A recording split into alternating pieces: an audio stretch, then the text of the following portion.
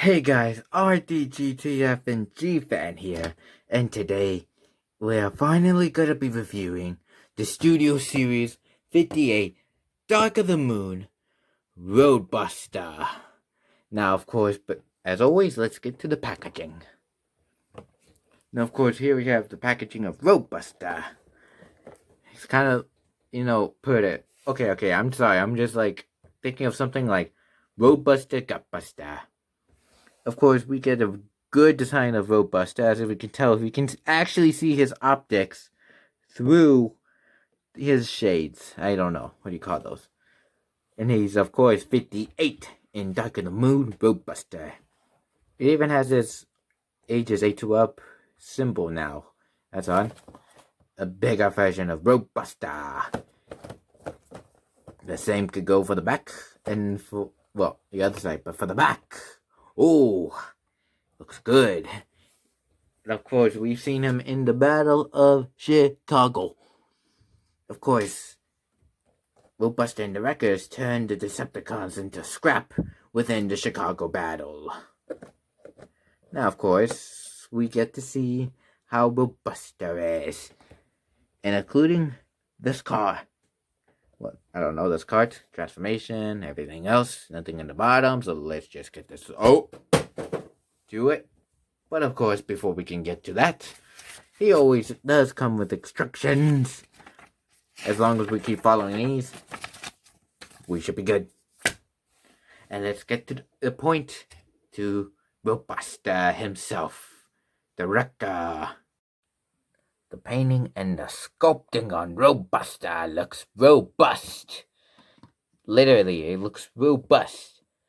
Of course, we get to see some new decal paints on him, as well as we get to see some new painting.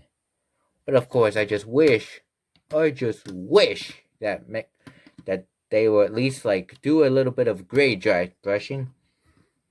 And of course, his shoulder pads look a little messed up, like piles of scrap and shit and all. But hey, Roadbuster is how he was in the movie first. So, of course, let us just see how he can handle it. Now, of course, we are going to see Roadbuster paint. Now, of course, his paint in the movie series is actually silverish black with a green and gray. And of course, a little bit of red and white as well. But it does not go to it. Of course, in the tires, which I'm surprised on this, because the tires here, it says Ultra and then Wreckers. I mean, I just wish that the camera just keep it steady. Keep this steady. Hold on. I don't know what to do, but here it is. It says Ultra Wreckers. See? Ultra and then Wreckers. Nice. So, let's see what else Roadbuster actually has in store. Now, of course, I don't know what to do with these, but his shoulder pads looks a little fucked. Like, they're just over shit and powered or weird. But all I do know is that it is actually good for movie accurate. The same could go for these kind of wheels. I mean, there's nothing to do with Roadbuster. I mean, he is in fact the only wrecker that I have by far. By a far. Now, of course, I have no idea what to do with him. But at least put him in accessory. Yeah. Oh yeah, speaking of accessory, he does come with a minigun. Now, of course, this minigun is actually a little black. I'm not trying to be racist and all, but it's just that it doesn't have anything else. It's just a cheap piece of plastic. Disgusting. Literally, it is disgusting. But for Roadbuster, of course, you can see these peg joints where you can plug it into here. Same concept with the other, but there's also something else. You can also use it to peg joint both of his shoulders Now, of course, if I at least had order, like, I don't know, like order 3 more Roadbusters, he'll be robusted. Now, of course, now let's see. I'm sorry. I'm just making some road puns. Oh shit. All right. I actually have nothing to say with this guy. I mean, this guy looks actually good in the movie verse. Actually, now of course, Roadbuster actually has. I do not know about the accent because he looks actually like trying to be like he's like the first person with the British accent other than Hot Rod.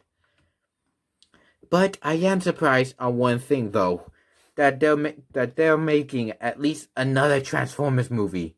Finally, another Transformers movie. And I just hope that Roadbuster comes back in the 7th movie. I'm sorry, I'm just stuttering. It's just that I'm just speechless after discovering it like a month ago. No, wait, hold on. That was that was a week ago. My bad. Now, with all that said and done, it's time to get to the posability. Now, for Roadbuster, let's say he does in fact have a swivel on this head. Of course, he cannot look up that high, nor down that high, because he can't do that much. Of course, all this crap on his shoulders are actually good for a reason, because it goes from a hinge joint, including a little hinge joint, but those are just part of the transformation, and we'll get to that part later. His arm can go shift from down to up like that, but that's just also part of the transformation. He could go rotate almost 360 degrees as long as this thing doesn't get in his way. Damn it! Of course, a hinge joint to the arm, but the creepiest part is that it could go like this. But that's also part of the transformation. I'm just gonna stop saying that shit, like revealing the transformation parts about that. I mean, I just kind of hate that if, like, Roadbuster breaks his arm like this, holy shit, that would be bad. I mean, why? Okay, there we are. But of course, he does not come with a waist swivel because of the giant-ass backpack. That shit. But of course, he can kick that far-ish. He can still do a beautiful spread. Not to mention including a hinge joint to the knee. Including a hinge joint-ish to the arm and ish to the feet, but that's just part of the transformation. And there's actually no pivot whatsoever. So the posability on Roadbuster is somehow unexpectedly limited-ish. I'm just surprised. With no pivot or waist swivel or anything else on it. But I'm just damn right sad that these wreckers are in fact so goddamn violent. Wreckers killing! This is going to hurt a long time!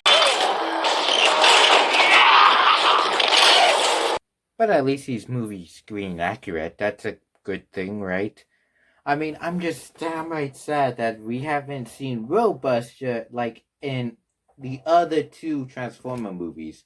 In Age of Extinction or, well, in The Last Night, actually. I'm just sorry. It's just that I'm just wish that some of these characters would at least stop disappearing every freaking time. I just don't know what to do. But hey, at least we can try something else, like a bit of size comparison. And here we have, for size comparison, Dark of the Moon Ratchet. I mean, I'm just surprised. When I compare these two, they actually look not that bad, though.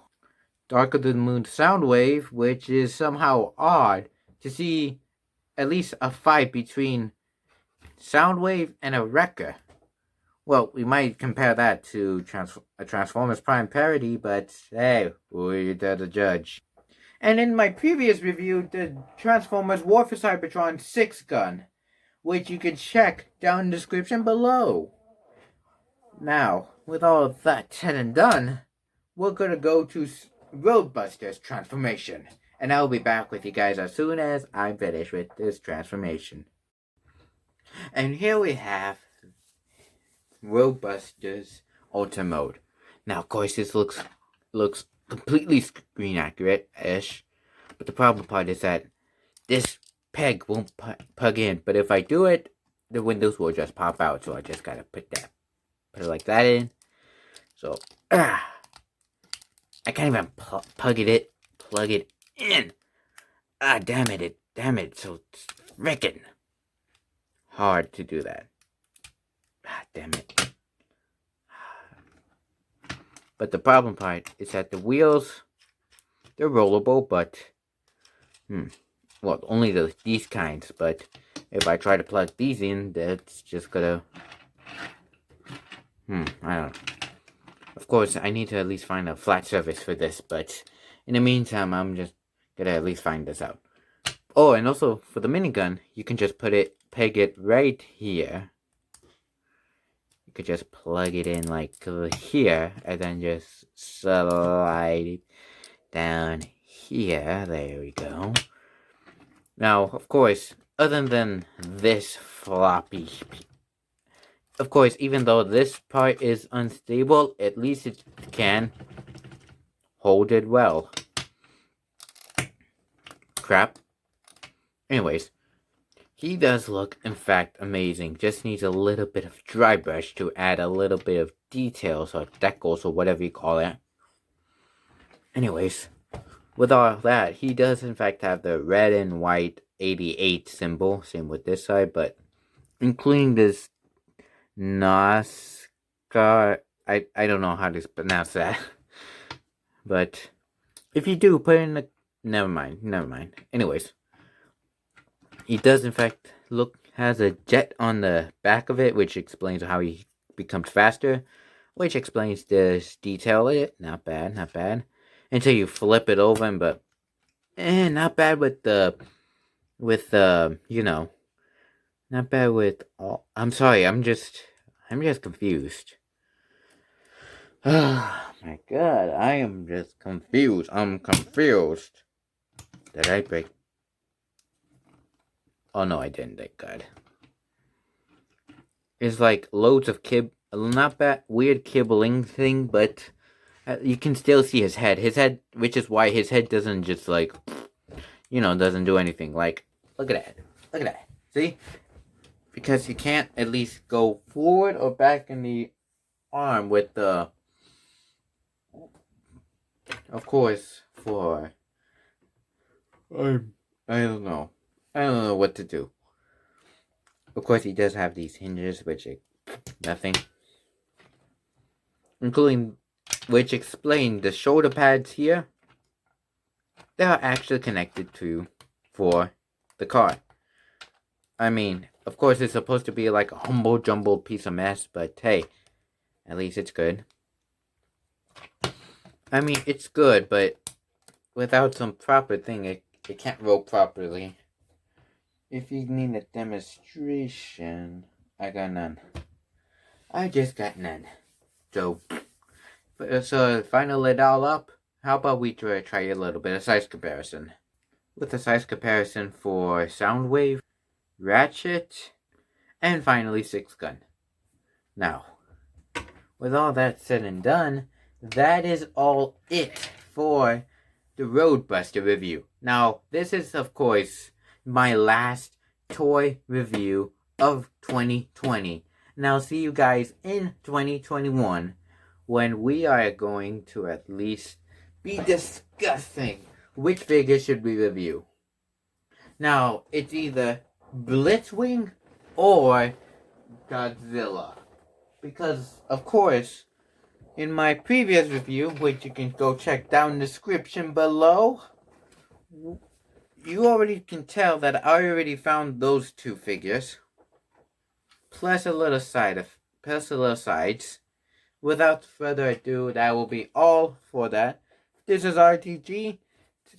Happy New Year's and all. And I'll see you guys in the next year. R.D.G. I am out.